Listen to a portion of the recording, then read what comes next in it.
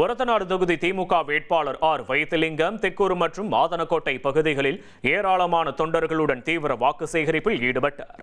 அப்போது பேசிய அவர், பெண்கள் முன்னேற்றத்திற்காக வழங்கப்பட்டு வரும் உரிமை தொகையை தடுக்க அதிமுக மற்றும் பாஜகவினர் நீதிமன்றம் சென்றனர். ஆனால் அதனை முறியடித்த முதல்வர் தேர்தல் நேரத்தில் 3 மாத நிலுவைத் தொகை மற்றும் கோடைகால சிறப்பு உதவி என மொத்தம் 5000 ரூபாயை ஒரே நாளில் வழங்கி தாய்மார்களை கௌரவித்தார் என பெருமிதத்துடன் தெரிவித்தார். மேலும் காலை உணவு திட்டம் உள்ளிட்ட கல்வி திட்டங்களை சுட்டிக்காட்டி அவர் ஆதரவு கோரியது அப்பகுதி மக்களிடையே பெரும் வரவேற்பை பெற்றது.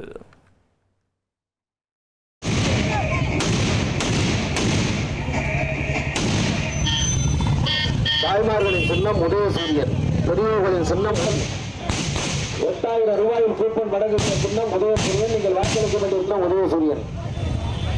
குடும்ப தலைமைகளுக்கு மகளிர் உரிமை தொகை 1000.